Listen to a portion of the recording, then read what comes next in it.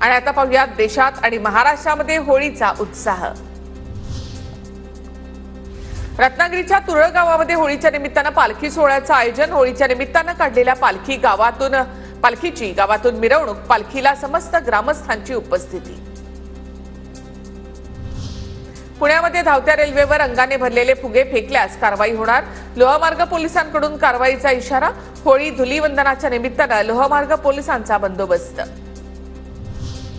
जालन्याच्या बदनापूर तालुक्यामध्ये कंडारी तांडा इथे लोकगीत गाऊन बंजारा समाजाची होळी साजरी। पारंपरिक लोकगीतं म्हणत डफाच्या तालावर तरुणांनी धरला ठेका।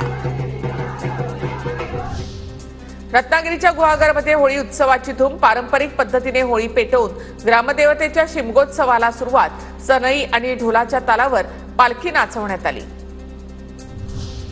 शिर्डीच्या साई मंदिरामध्ये होलिका दहन। साईबाबांना आज होळीच्या निमित्तानं पुरणपोळीचा नैवेद्य। होळीच्या निमित्तानं मंदिराला फुलांची आकर्षक सजावट। साईंच्या मूर्तीला सोन्याच्या दागिन्यांसह साखरेच्या गाठी, कड्यांची माळ घातली गेली। होळी पौर्णिमेच्या निमित्तानं खंडोबा मंदिराच्या गाभाऱ्यामध्ये फुलांची आकर्षक सजावट।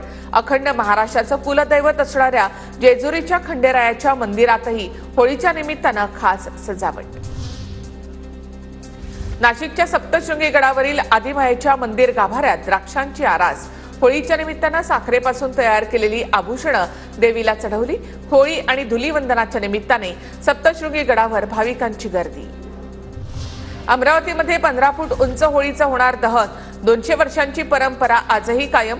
अंबादेवी मंदिरासमोर एका महिन्यापूर्वीच होळी रचली जाते। होळीसाठी पुण्यातून जादा 13 रेल्वे। प्रवाशांचे हाल होऊ नयेत यासाठी निर्णय। तर धुळवड दिवशी पुणे मेट्रोच्या वेळापत्रकामध्ये बदल। पुणे मेट्रो सकाळी 6 ते दुपारी 3 पर्यंत बंद असेल।